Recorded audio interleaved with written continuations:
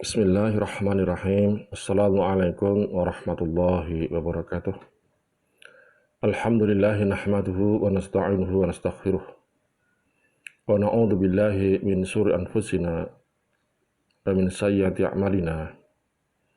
Man yahdihillahu fala mudilla lahu wa man yudlil fala hadiya lahu.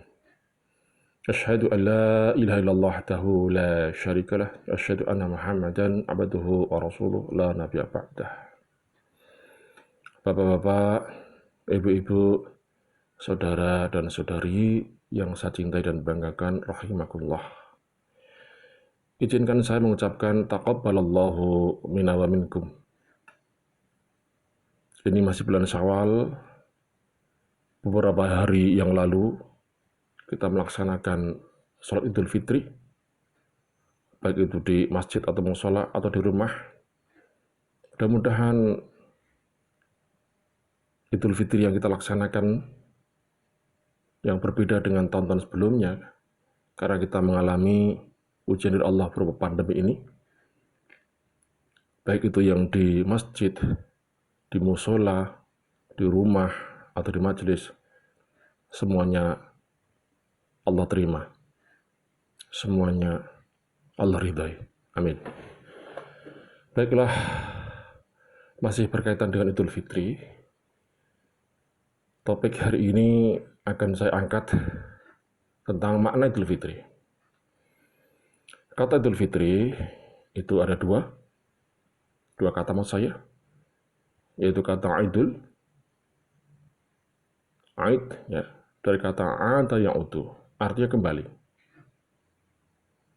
Yang kedua Fitri, dari kata fatoro. Nah, fatoro ini banyak arti. Bisa diartikan berbuka puasa, maka ada istilahnya iftar dari kata fator.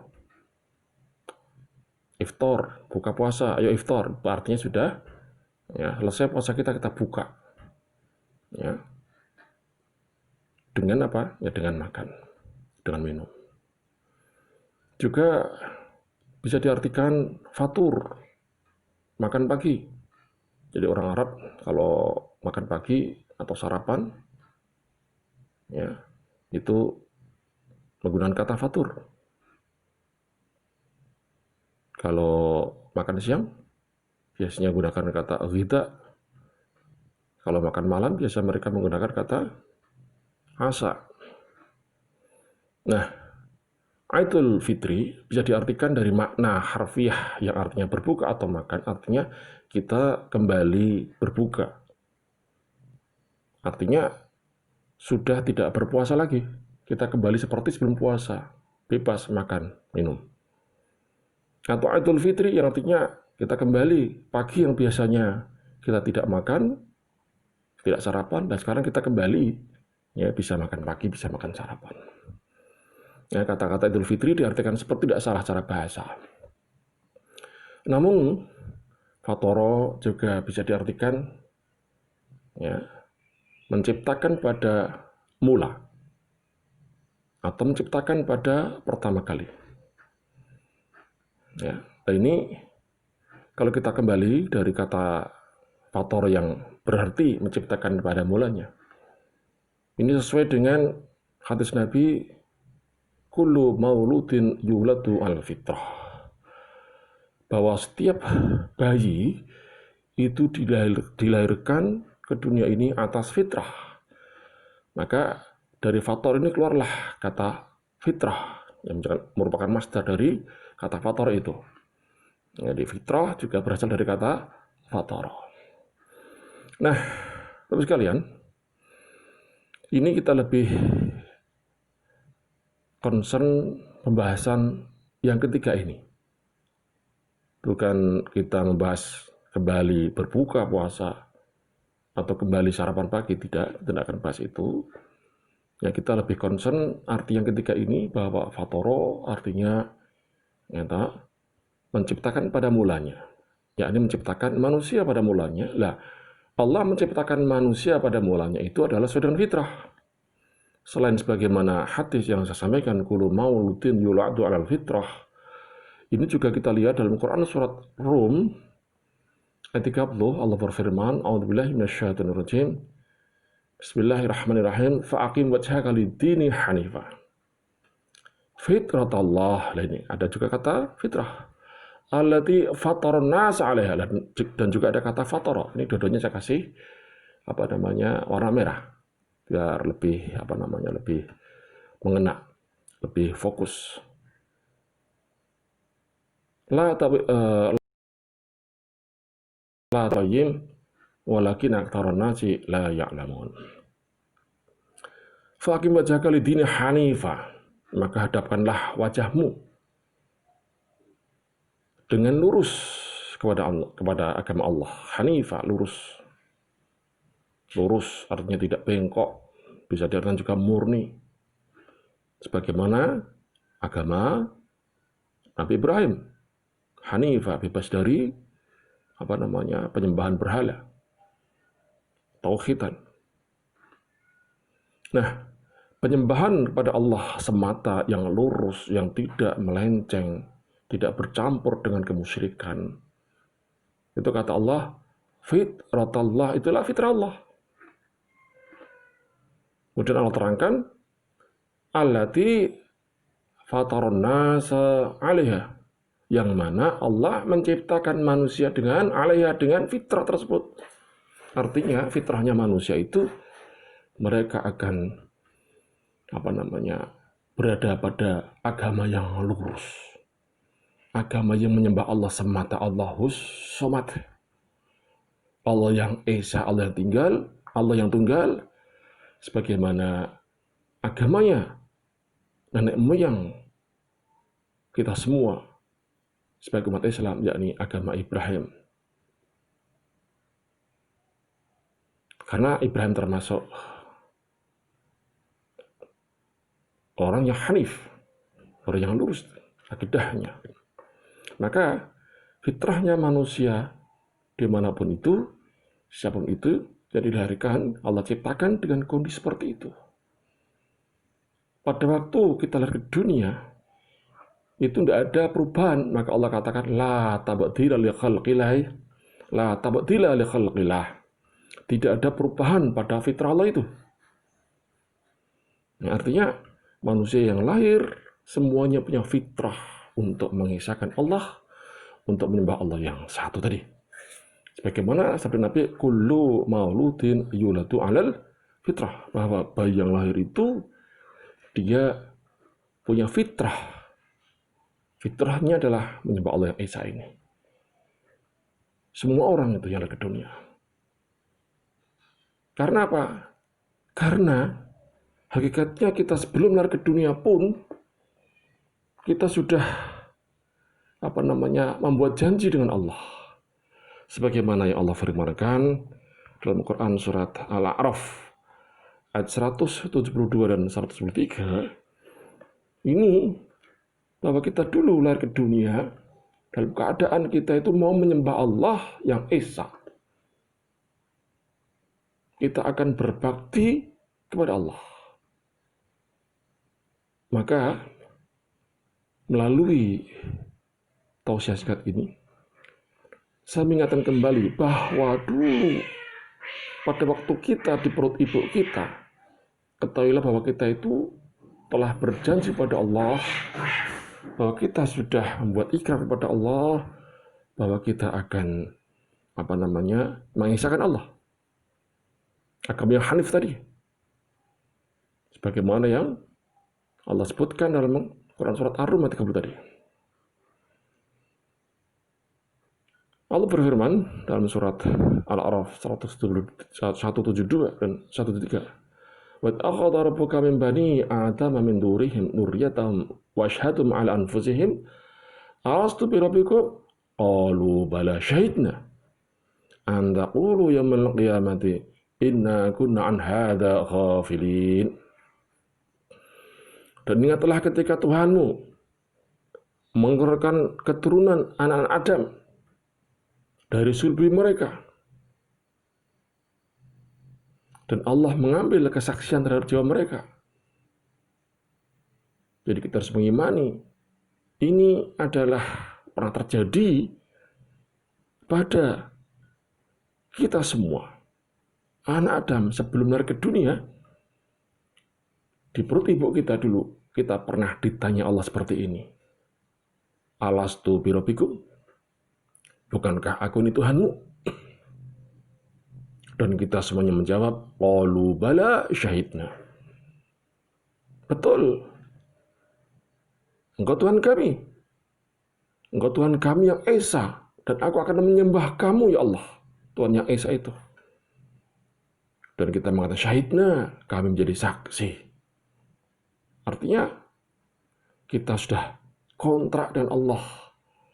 Kalau kita lahir ke dunia, nanti akan menyembah Allah yang Esa. Akan menyembah Allah yang tunggal. Yang hanif tadi yang tidak bercampur dengan Tuhan-Tuhan yang lain. Karena itulah merupakan fitrah dari Allah. Fitrah dari manusia yang Allah ciptakan. Ya semuanya fitrahnya seperti ini.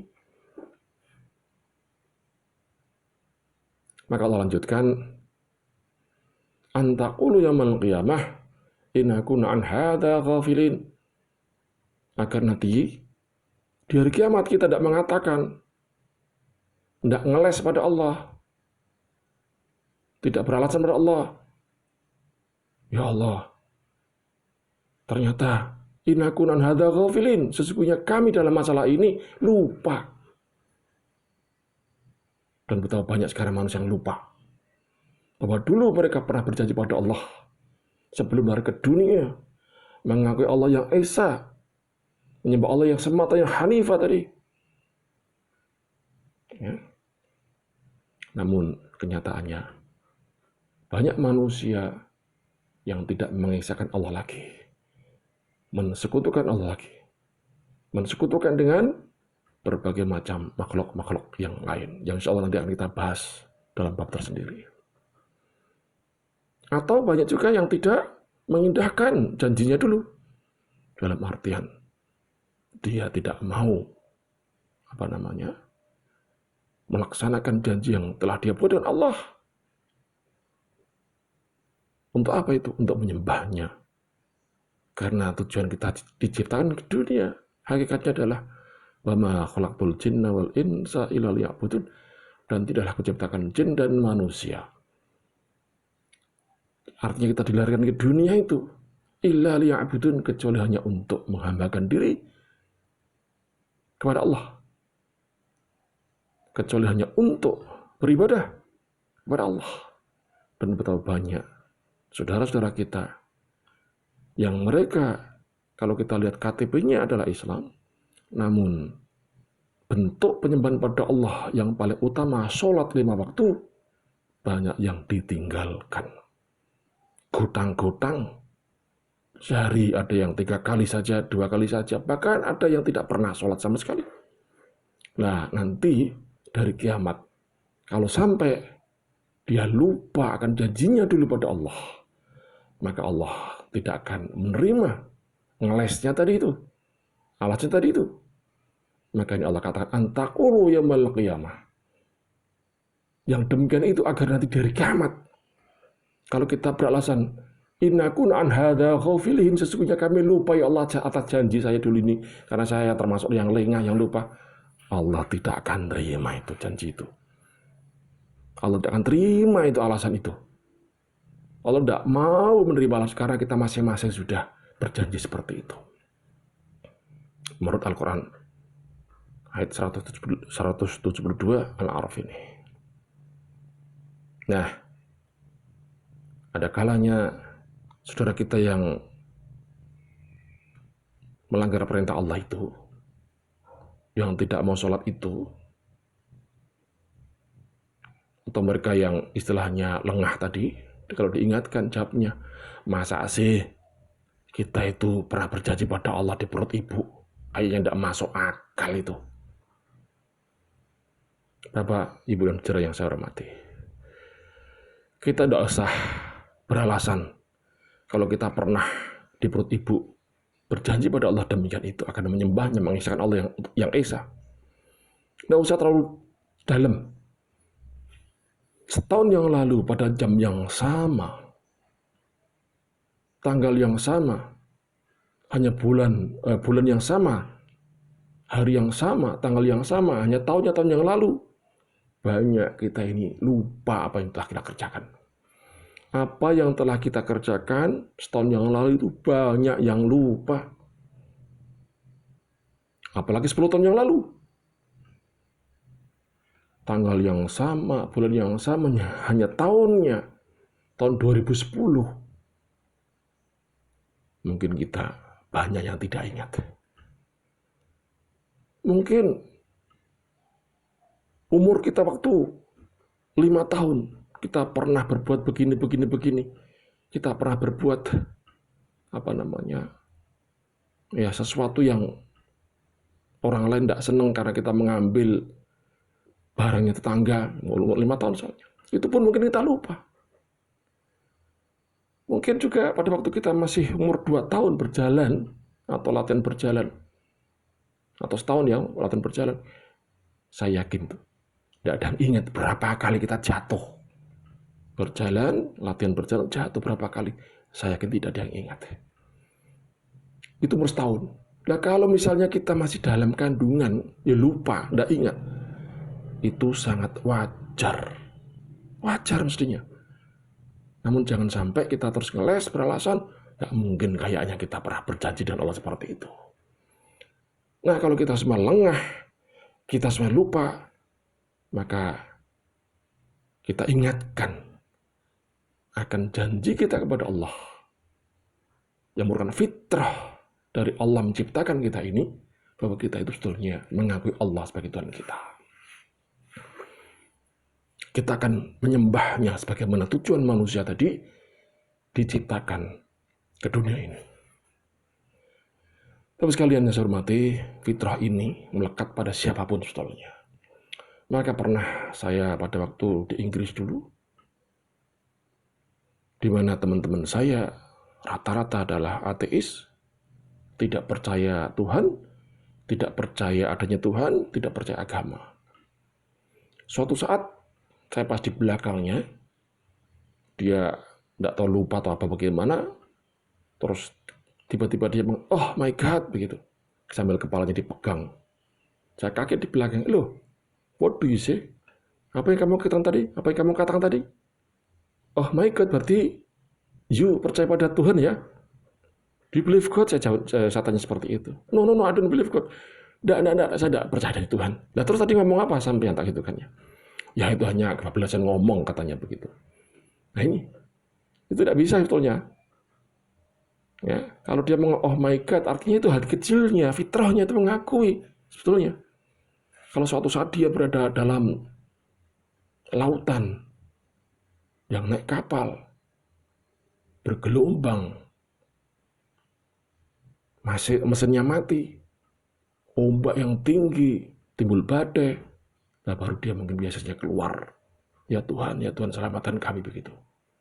Ini menjadi fitrah. Termasuk juga seorang pencuri, pembunuh. Hati kecil yang mengatakan, ini perbuatan yang tidak baik. Karena fitrahnya manusia tidak akan seperti itu. Manusia yang bertuhan itu akan mengaku ini perbuatan salah. Bukan perintah Tuhan membunuh orang itu, mencuri itu. Gitu. Nah, maka betul, ya, kullu mauludin yuladu alal fitrah. Bayi yang lahir itu dalam keadaan fitrah. Apa fitrahnya? Ya ini tadi. Fitrahnya kita beragama yang lurus, menyembah Allah yang Esa, dan kita pernah berjanji pada Allah bahwa kita ini menganggap Allah sebagai Tuhan kita, dan tentunya kita juga berjanji akan menyembahnya. Tapi sekalian, selanjutnya ayat 123 Allah berfirman, "Au taqulu inna ma asyraka aba'una min qabl wa kunna dzurriyyatan min ba'dihim." Afatuhlikuna bima fa'al mubtilun. Ini alasan yang kedua. Kalau alasan pertama kita lupa kalau kita pernah berjanji pada Allah seperti itu, yang kedua Allah katakan bahwa nanti alasan kedua ini akan disampaikan mereka. Sesungguhnya orang-orang tua kami telah mempersekutukan Tuhan sejak dahulu. Innama asyraka aba'una min qabl. Orang tua kami, nenek moyang kami, bapak, ibu kami, kakek, nenek kami, itu dari dulu itu mempersekutukan Allah, mempersekutukan Tuhan. Dari dulu agamanya bukan Islam, contohnya saat ini begitu. Dari dulu nggak beragama. Dari dulu agama Nasoro, dari dulu agama Yahudi, dari dulu agama Majusi. Wa kunna dzurriyyatan min ba'dihim, dan kami ini adalah anak cucu mereka, keturunan mereka. Wajarlah kalau orang tua saya Nasrani, saya jadi Nasrani. Wajarlah kalau orang tua saya ateis, saya jadi ateis. Wajarlah kalau orang tua saya Hindu, saya juga jadi Hindu. Afatuhlikuna bima fa'alul mubtilun? Ya Allah, apakah Engkau juga akan membinasakan kami? Karena orang tua kami juga termasuk sesat, sedang kami kan anak turun mereka. Ini alasan yang kedua. Ternyata Allah juga tidak menerima. Kenapa? Karena kita sudah berjanji pada Allah, mengatakan, dulu, qalu bala syahidna. Betul ya Allah. Kami bersaksi bahwa Engkau Tuhan kami, itu janji kita pada waktu ditanyai oleh Allah. Washhadahum ala anfusihim. Ya, Allah ambil kesaksian atas jiwa-jiwa kita sebentar dulu dengan pertanyaan, alastu bi rabbikum, bukankah ini aku Tuhan kamu? Kamu akan menyembahku? Dan kita semua menjawab serempak, bala syahid. Nggih, betul, terus benar, syahidna, dan kami jadi saksi. Artinya itu adalah janji kita pada Allah. Maka alasan yang pertama karena lupa akan janji ini. Sedang alasan yang kedua karena kita adalah anak keturunan dari orang-orang yang sesat. Anak keturunan dari orang-orang yang tidak beragama, ateis. Atau anak keturunan dari orang-orang yang Nasrani, Yahudi, Majusi, dan sebagainya. Itu pun Allah juga tidak akan terima. Namun kenyataannya banyak, Ustadz. Kalau orang itu lihat di Eropa, pasti otomatis mereka akan ateis, mengikuti orang tuanya, lingkungannya. Lalu orang tuanya, kakeknya, neneknya ateis semua. Tetangganya ateis semua. Teman-temannya ateis semua. Mungkin ada pertanyaan seperti itu. Sebentar. Kita jawab bareng-bareng. Kita jawab bareng secara fair juga. Nah sekarang kalau kita balik di negeri kita Indonesia ini, adakah bapak ibunya seorang yang soleh? Bapak ibunya seorang yang baik? Bapaknya mungkin seorang kiai dalam pondok pesantren. Ibunya juga seorang nyai. Namun anaknya tidak mengikuti jejak orang tuanya. Bahkan mereka pencuri, ada nggak? Banyak juga ternyata. Artinya apa? Walaupun orang tuanya, lingkungannya Islam, mulai kecil dia dalam Islam, namun di akhir hayatnya banyak juga yang tersesat. Dan sebaliknya pula, kalau kita lihat fenomena sekarang ini di Eropa, banyak orang berduyun-duyun masuk Islam. Berduyun-duyun masjid ditinggalkan. Maaf, gereja ditinggalkan. Dikonvert, dipindah, dirubah menjadi masjid. Walaupun orang tuanya, kakeknya, lingkungannya, ya, mereka tidak bertuhan atau mayoritas Nasrani, namun juga banyak generasi-generasi muda, keturunan selanjutnya yang tidak mengikuti jejak orang tuanya, jejak kakek moyangnya. Itu banyak sekali. Maka betul sekali kata Allah, kalau kita beralasan, berargumen, saya lahir karena orang tua saya, ya, termasuk orang yang mensekutukan Allah, lahir ke dunia, lingkungan, keluarga, lingkungan masyarakat yang menyebabkan kami adalah beragama seperti ini, atau kafir, itu Allah juga tidak akan terima. Maka untuk itu, kembali, kita maknai Idul Fitri ini, ada yang auto, nyata fitri dari fitrah, fatara, nyata kembali ke fitrah. Fitrahnya manusia adalah ini, bahwa kita adalah ciptaan Allah, makhluk Allah yang sebelum kita lahir ke dunia ini sudah berjanji pada Allah untuk mengakui Allah, bahwa Allah Tuhan kita, bahwa Allah adalah sesembahan kita, dan Allah juga perintahkan agar kita mengikuti agama yang lurus, yang tidak mensekutukan Allah sama sekali. Lidini hanifah, agama yang lurus tadi, yang hanif, fitrah Allah, dan itulah fitrah Allah. Allati fatarun nasa 'alaiha, dan Allah menciptakan manusia dengan fitrah seperti itu. Maka mari momen Idul Fitri ini kita kembalikan fitrah kita ini, semuanya manusia, laki, perempuan, kota, desa, fitrahnya adalah mengakui Allah, menyembah Allah yang satu, dan kita mau taat pada Allah lahir ke dunia ini untuk tidak bermaksiat, melanggar perintah-perintahnya. Demikian, mudah-mudahan apa yang kami sampaikan ada guna manfaatnya. Kalau ada salahnya mohon dimaafkan. Assalamualaikum warahmatullahi wabarakatuh.